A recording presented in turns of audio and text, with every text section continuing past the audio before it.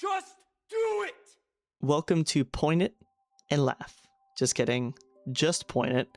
A little bit of a different video than what I'm usually used to making in the deck discussion.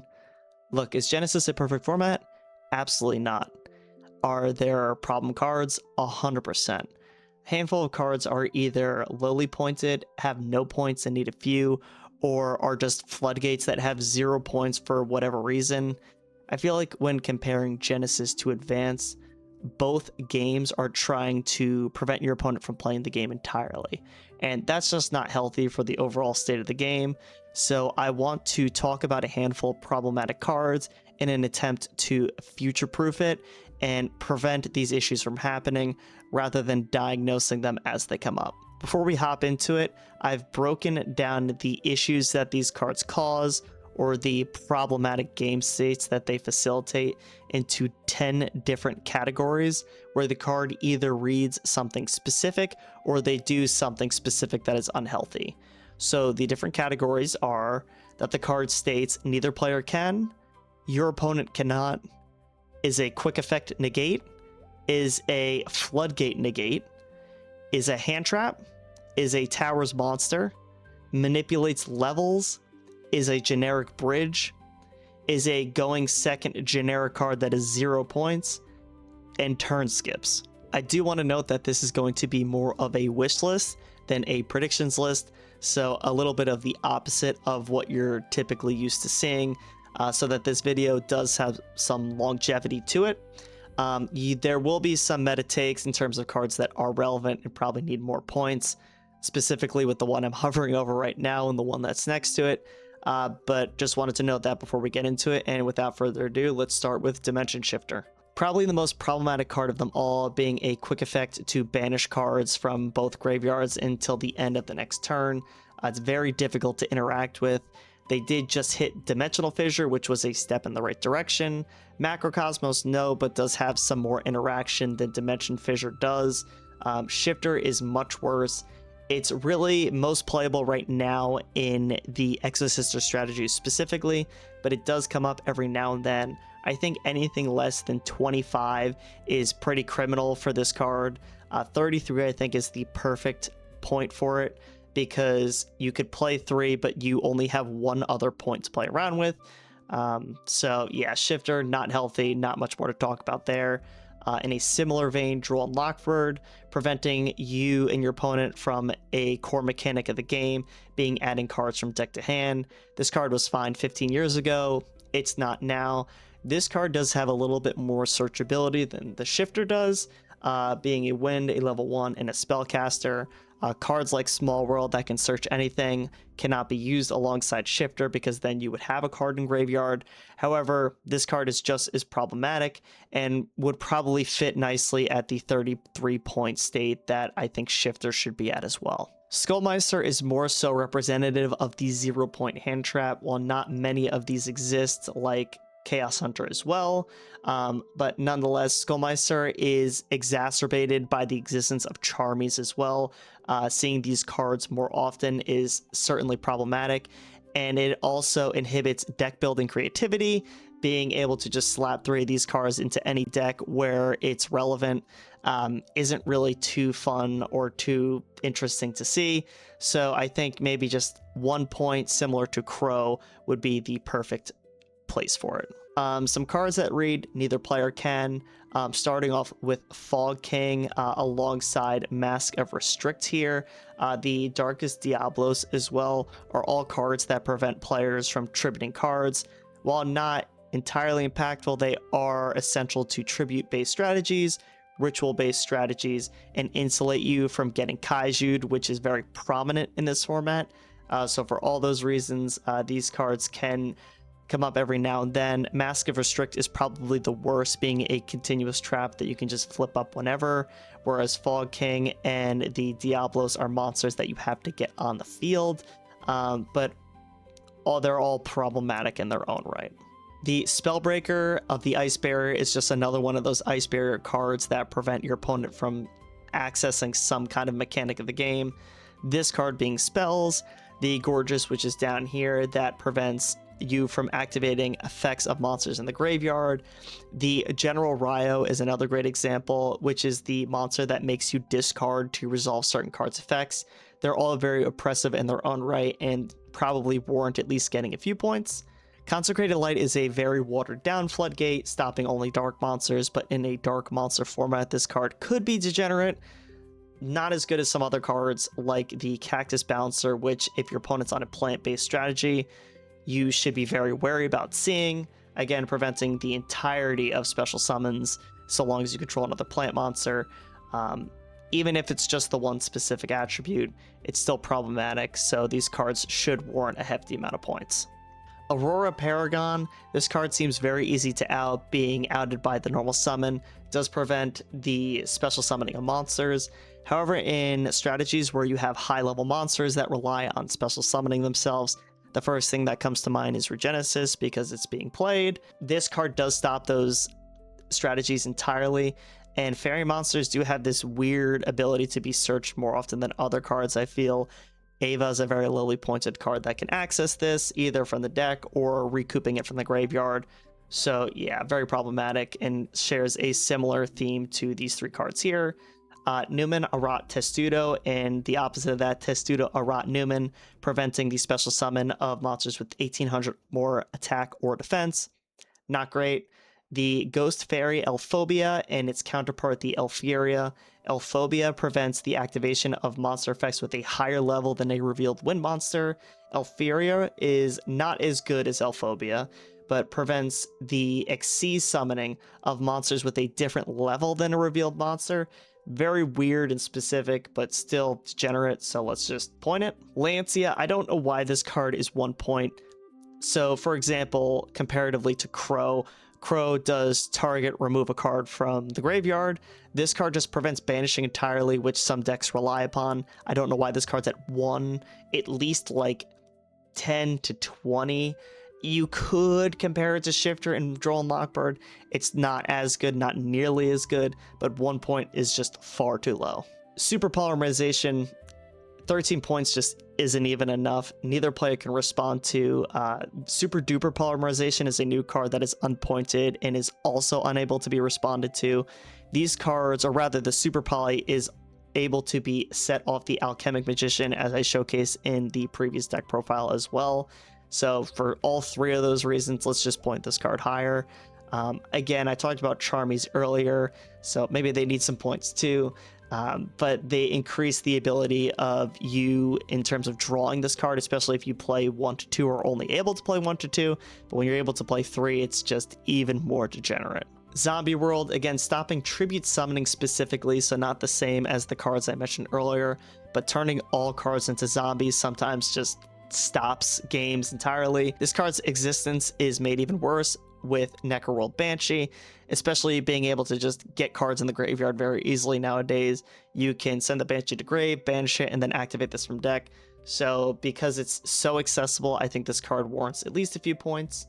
Soundproof is probably one of the more degenerate cards, just stopping synchro summoning entirely as a lingering effect. So not much more to say about that one. Power Filter, preventing the special summoning of monsters with 1000 or less attack. Gravekeeper's Inscription, neither player can 3 different times activate card effects in the grave, banish cards from the grave, and special summon monsters from the graveyard. Looking at this card alongside Imperial Iron Wall, this is just the better version of it because it is a lingering effect and cannot be removed as easily. But if this card sees points and there is a banish heavy meta, this card would be played, so let's maybe just point them both. The non-fusion area, preventing fusion summoning. Discord, very similar to Soundproof, preventing synchro summoning. Royal Prison is also a worse version of Inscription, but the same as Imperial Iron Wall, could probably use some points in the case that this card is heavily pointed and there is a reliance on special summoning from graveyard. Simul Archfiends isn't as bad. It has this weird lock where if you place a monster on the field like another synchro monster, you can't summon another synchro monster. Same with fusions, Xyz. Kaiku the Ghost Destroyer, preventing your opponent from banishing cards from the graveyard. Some flip monsters here that are very degenerate between the Whirlwind Weasel, the Guard Dog, and the Sonic Jammer, preventing special summoning or the activation of spell and trap cards until the end of the turn. These cards are made worse with cards that are able to flip over monsters on your opponent's turn. I talked about it in my recent Shaddoll deck profile. Let's just point these before they become a problem. Mechanical Hand, preventing the activation of spell cards. Wicked Avatar, same thing. This card's more prominent in the Clown Crew strategy. I think Sphere Mode is better in that deck because it can go second, but nonetheless, something to think about. The Bamboo Shoot, this card's more difficult to resolve its floodgating effect because you have to tribute a Naturia monster, but just why is it around? No need for it. And now that I think about it, Rose Whip is also 0 points, so same reasoning. Only being able to activate one spawn trap card each turn is problematic. We talked about Chaos Hunter being a 0-point hand trap, but it is also a floodgate by preventing your opponent from banishing cards. The Gate Blocker negates field spells, prevents the placing of counters, which doesn't matter as much without the existence of Pendulum Magicians, and prevents targeting. This card can be summoned in an Adamancipator type strategy. Same goes for the Kokai Mirror Guardian, which is a much worse example as it is a quick effect monster negate. But nonetheless, both are problematic. This not as much, but definitely something to throw a few points on. The Dragon Buster Destruction Sword. Why is this at 0? I know Union Carrier does not exist, but every time this card comes up, it is so frustrating. The Diablos and the Gorgeous we talked about already. The Kokai Mirror Doom negates the effects of light and dark monsters that activate during the main phase. So some playability with this card, but the main phase is obviously when you're summoning all your monsters. So this card can be problematic. Kokai Mirror Drago has, I believe, 70 points, for example. So I don't know why this card's at 0. I guess it's just waiting for the right deck to use it. The Madame Vere is a non-once per turn negate the effects of all monsters your opponent controls. I think this card will become even more of an issue in future formats when this deck gets support, especially if they decide that they are going to lowly point newer decks and allow them to still play hand traps. This card is just going to become incredibly frustrating. The Herald of the Orange Light, alongside green, not so much purple, but orange and green are still very popular and common in Dark Lord strategies.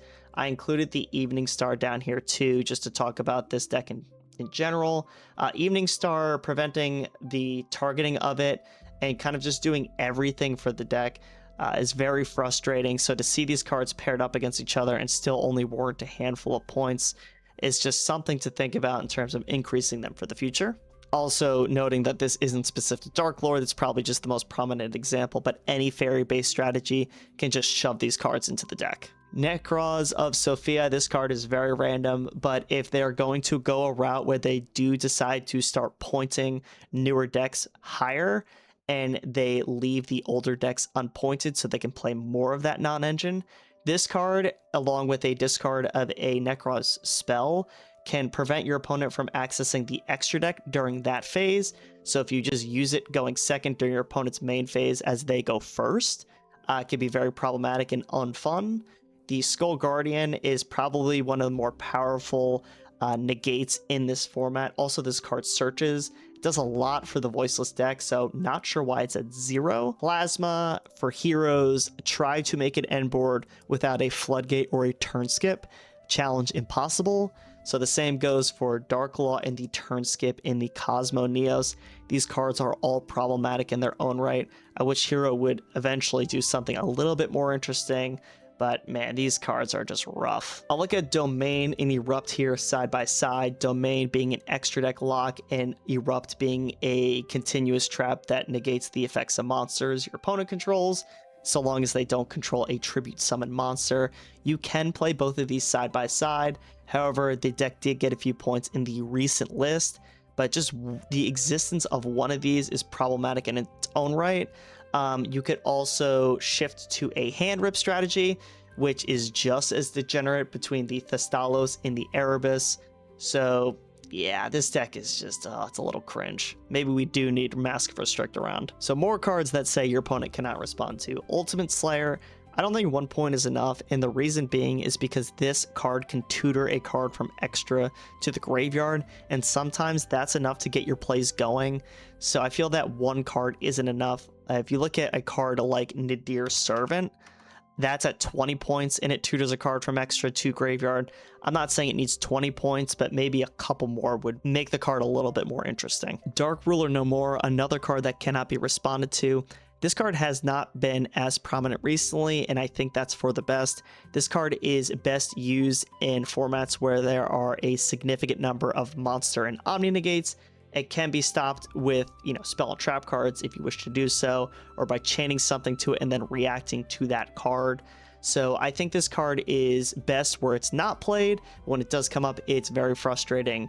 Maybe let's just point it out of the format so we can forget about it. Penalty game, this card is stupid, but the fact that it says your opponent cannot activate spells or traps this turn is also just as stupid. Ritual Buster is a card I think I saw at YCS Columbus. This is a card that prevents the activation of spell and trap cards until your next standby phase. So yeah, that's fun. Gravity Collapse, I don't think we need to talk about this one. This is probably the most impactful synchro-based strategy trap card that you can play. This card's not anything relevant, but Flu is a really weird deck. M-Pen's obviously a floodgate, and this card prevents the summoning of 3 or more monsters. So very similar in vein to the Summon Breaker, where your opponent can just do their whole turn by summoning a million times and then place this field spell and limit you from summoning more than 3 times and making it the end phase. So these cards are just really cringe when you see them put on the field. And again, like, your opponent shouldn't be able to do everything and then place this card on you. And then you go and you can't play the game. Just not good gameplay to have around. We talked about Erupt. The End of Anubis and Silent Graveyard are both problematic cards that stop the activation of effects in the graveyard. Silent Graveyard can be set off Alchemic Magician. End of Anubis can be tutored in the Chimera Fusion strategy. Necro Valley is a good comparison for these two cards. While not as powerful, Necro Valley is at 25 points, so maybe something like a 10 for both of these cards, or 15, 20, whatever it may be, is a good place for them to be. We talked about the hand-ripping Monarchs and how problematic they are. Chaos Dragon Levianeer is one of my favorite cards and has one of the coolest going second board breaker monster effects, in my opinion, especially in banished based strategies. However, the hand rip effect is a little cringe, and when it does come up, it's not fun to play against. Mischief of the Wolves and Mischief of the Gnomes are both problematic in their own right in that they manipulate levels. This issue is made even worse with Genesys format and the non-existence of link monsters. So sometimes when your levels get manipulated, you just can't keep playing the game at all. The Wolves is a quick play spell, so it can also be set off the Alchemic Magician, so that's fun. So now on to the extra deck cards, and then I have a handful of these in the side as well, with a few main deck cards left over that I want to talk about at the end. But Xanathon the Sky Prison just prevents the special summoning of monsters from the graveyard. Exorcister Osophiel is here more so as a placeholder for the entirety of the Exorcister deck.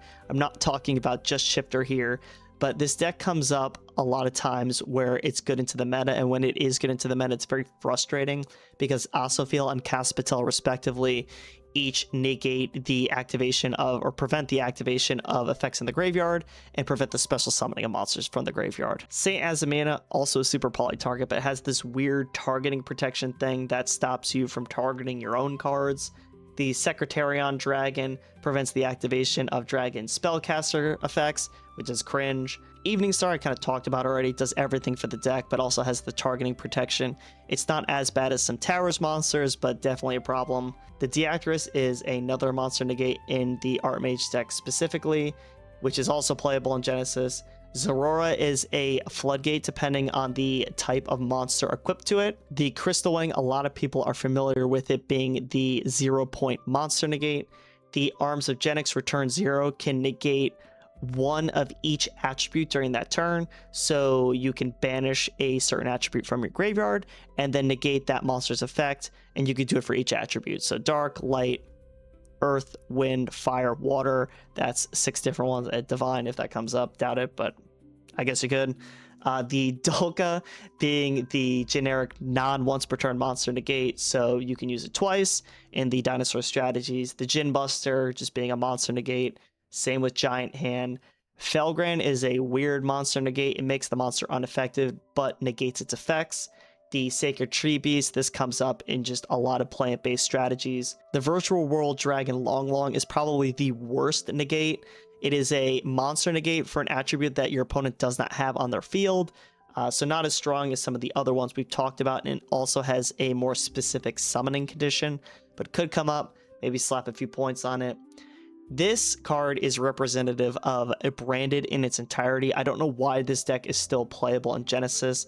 I think certain things like Cartesia off fusion deployment is cool, but like I don't know why branded's still playable when it's very playable in advance. This card is also a Towers monster. It is also able to be summoned off Super Polys, so just like a plethora of reasons why this card is an issue. The next two cards are probably the worst examples of Towers monsters. The Super Quant Xyz that prevents you from adding cards from deck to hand, and then the Rongo Miniad, which just prevents you from summoning monsters entirely. Rongo is at 68 points. I don't know why it's just at 100, because it's still able to be summoned. You still have 32 points to play around with. 33 for Magnus is just way too low. Turn skips. Cosmo Neos isn't a turn skip, but it prevents your opponent from activating cards and effects during the turn it's summoned. Ptolemaeus. This card is at 100. Now, some of the new Tellarknight monsters got some points, but the old ones have no points, and this card is old, so it can be summoned. It's very cringe. Skips turns entirely unless you have a Veiler in hand. So, you can't go over 100, because that just, throws off the whole Genesis thing, but slapping some points on some old stuff and preventing it from being easily accessible, I think is the smart thing to do. As bad as all these cards are, there is nothing worse than having your turn skipped. So yeah, Darklow we talked about. Enter Blathnir, a soft once per turn hand rip, not fun. Mud Dragon of the Swamp is more notorious for its ability to be used alongside Super Polymerization rather than the targeting effect, which is also really good. I think 4 points, something similar to Garura, is a fair place for it. Cool Tune RS has 0 points, Rekko has 5, Overtake has 0, so you can still play a small Cool Tune package in your deck to summon the RS, which is a level manipulator, which is very problematic already and is a monster negate. So just a plethora of reasons why this card or some of those other main deck ones should have more points. I don't know why this card's 0. Alchemic Magician, I think a few points on this because it can tutor so much would be the smart thing to do. I want to talk about it alongside Mistaken Arrest here. This card did get 10 points recently, but I think it did come up in the NAWCQ where people were setting this card as well. It could warrant the 10 points because we talked about Droll and Lockbird before being essential to like 95% of deck strategies and just ending their game plan entirely, especially after you've done all the searching already. So yeah, I think this card having a few points would be a smart thing to do. Durandal and Reincarnation are just weird cards where you can shuffle your opponent's hand into their deck, especially after they've searched something, for them to draw an entirely new hand. But then there are some cards that say your opponent can't draw cards, like Magnus. So let's just point these cards before they become a problem. The Imperial Princess Conquery, or any card that special summons a monster to your opponent's field that serves as a floodgate. The artifact Mjolnir is 0 points in Genesis. Same with the Conquery. So when these things happen, it's just not fun. The Battle and Boxer King Dempsey is here as the generic bridge example that I have. Being able to search any level 4 Fire Warrior, like these cards should not have 0 points on them. It just doesn't make any sense.